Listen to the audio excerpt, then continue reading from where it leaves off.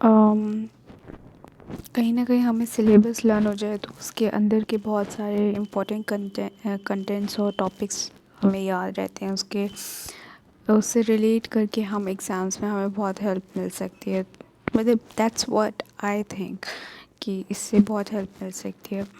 तो जो पेपर 1 है वो है principles and practice of accounting. Then paper 2 is for business laws and business correspondence and reporting. Then third paper is business mathematics, logical reasoning and statistics. And the fourth paper is business economics and business commercial knowledge. Business and commercial knowledge. Principles and practice of accounting is a one paper of 100 marks. 3 hours 100 marks, ठीक है। तो अब इसको आप question wise या तो आप जैसे नॉर्मली जो क्वेश्चंस होते हैं 5 to 6 जो भी, आप उसको इक्वली डिवाइड कर सकते हो उन मार्क्स सॉरी उन आवर्स को, उन मिनट्स को। अदरवाइज़ जैसे कि हर एक क्वेश्चन में एक अलग तरह का टाइम लगता है, तो आप अपनी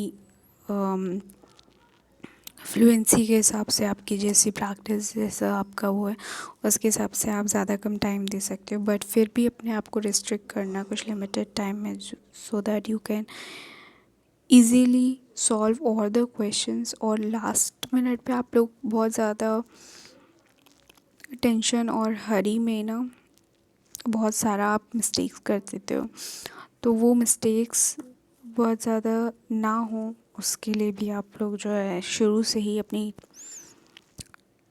टाइम को मैनेज करके चलना। Contents are like theoretical framework, इसमें सारी थ्योरीज हैं। अकाउंटिंग प्रोसेस है इसमें कि आपका कैसे बुक्स ऑफ अकाउंट्स बनते हैं, फिर उसके बाद आपका कैसे ट्रायल, देन एरर्स, देन आपके BRS है, B रिकॉन्साइलेशन statement, then inventories, concept and accounting of depreciation, accounting for special transactions, different types of 5 types of special transactions are there. Then final accounts of sole proprietors, then partnership accounts, financial statement for not for profit organizations, then introduction to company accounts. And then let's go to the paper 2. Paper 2 में आपका है, हम इसमें आपके 2 sections हैं, इनको भी आपको इस पेपर को 3 आवर्स में सॉल्व करना है। 100 मार्क्स का है। As section A is of 60 marks, तो आप सोच सकते हो कि इसमें कहीं ना कहीं थोड़ा सा टाइम लगने वाला है as compare to section B. इसमें 5 एक्ट्स हैं। Indian contract act 1872, sales of goods act 1930, Indian partnership act 1932, limited liability partnership act 2008, companies act 2013। और सेक्शन बी जो है 40 मार्क्स का है, तो कंपैरेटिवली जैसे सेक्शन ए में 60 मार्क्स का है, तो आपका उसमें थोड़ा सा टाइम ज़्यादा लगेगा। तो आप इस तरीके से आप मैनेज कर सकते हो, या आप अपनी जैसे भी आपकी इजी पड़े उस तरीके से आप मैनेज कर सकते हो। इसमें आप सेक्शन बी भी पहले अटेम्प्ट कर सकते हो, सेक्शन ए भी पहले अटेम्प्ट कर सकते हो, बट अच्छा रहता है कि आप कह रही है, हम एक दूसरी वीडियो में डिस्कस करेंगे कि एग्ज़ाम किस तरीके से देना ज़्यादा बेटर रहेगा, कि उसमें किस तरीके से टाइम एलोकेट करें या किस तरीके से हम आंसर करें आंसर शीट में।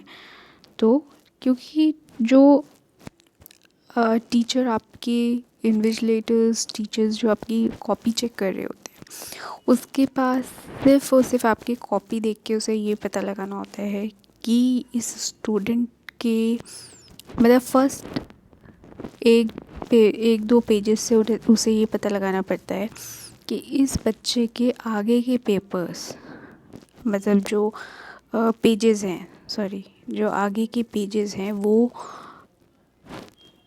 किस तरीके से लिखे हुए होंगे, क्योंकि उनके पास बहुत इनसफिशिएंट टाइम होता है इतने सारे एग्ज़ाम पेपर्स को चेक करना।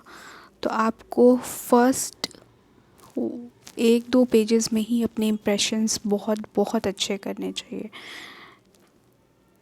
तो इससे कहीं ना कहीं इन्विजिलेटर जो चेकर होते हैं उनको एक तरीके से मोटिवेशन मिलता है कि आपके बाकी पेपर्स को बाकी पेजेस को अच्छे से चेक करें।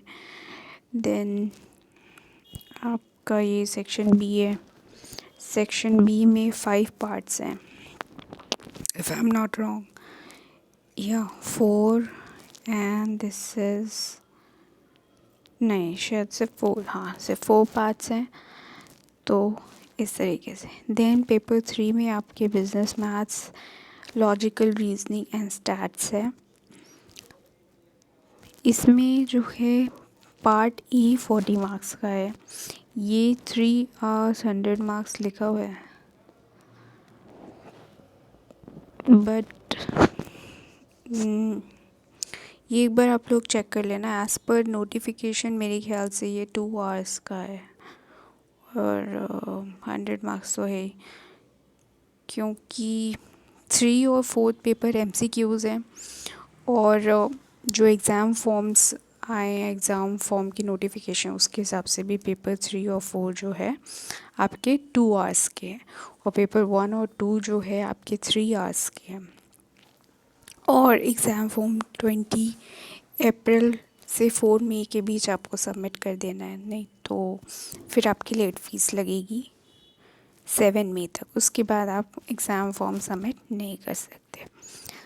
और लास्ट टाइम का वैसे वेट नहीं करना चाहिए मेरे ख्याल से, मुझे ऐसा लगता है। अगर कोई आपको ज़्यादा कोई प्रॉब्लम नहीं है तो आपको स्टार्टिंग के डेज़ में सबमिट कर देना चाहिए, क्योंकि कहीं ना कहीं सर्वर इश्यूज़ रहते हैं और वेबसाइट डाउन चले जाए या कुछ लोडिंग प्रॉब्लम्स या कुछ चीज़ के लिए, तो इसलिए मेरी सजेशन तो यही रहेगी कि आप लोग स्टार्टिंग में ही कर देना। अगर आपका डिसीजन पूरी तरीके से हो चुका है कि आपको ये अटेम्प्ट देना है या फिर जून में देना है या फिर आपको नवंबर वाला अटेम्प्ट में देना है, तो ये आपकी अपनी चॉइस है, तो आप ऐसे देख सकते हो।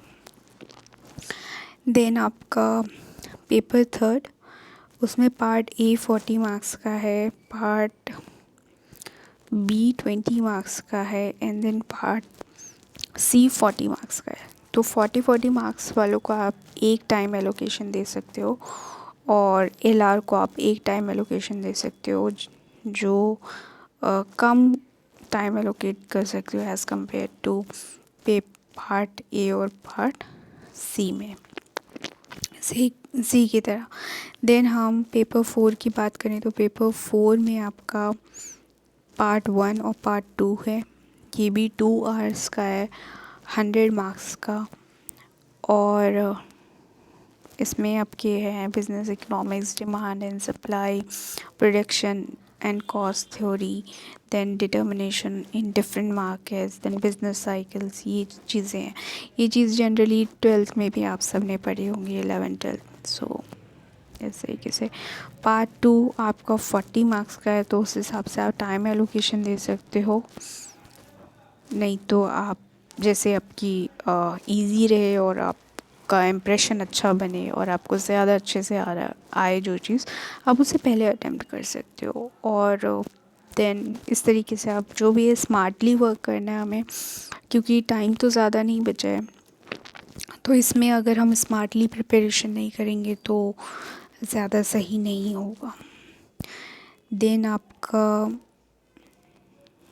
पार्ट 2 में है commercial knowledge, business environment, business organisations, government policies क्या होती हैं बिजनेस ग्रोथ के लिए, देन और कौन कौन सी ऑर्गेनाइजेशंस हैं जो बिज़नेस को फैसिलिटेट करने के लिए होती हैं। देन आपके कॉमन बिजनेस जो टर्मिनोलॉजीज़ हैं वो थोड़े बहुत पते होने चाहिए, ताकि आप जब एक वर्ल्ड में एंटर होएं, अगर आपको उसकी टर्मिनोलॉजीज़ नहीं पता हो तो आप बहुत ही लेमैन लैंग्वेज में बात करोगे और वो कहीं ना कहीं एक अच्छा इम्प्रेशन नहीं डालता। तो इसलिए आपको जिस फील्ड में हो आप, उसमें अगर आप परफेक्ट होना चाहते हो तो उनकी टर्मिनोलॉजीज़ आपको आनी चाहिए। सो उस हिसाब से ये प्रिपेयर हुआ है। देन ये आपका सिलेबस था। चलिए मिलते हैं नेक्स्ट वीडियो में, और आप लाइक शेयर कमेंट सब्सक्राइब जो आपको अच्छे लगे आप कर सकते हो। Thank you.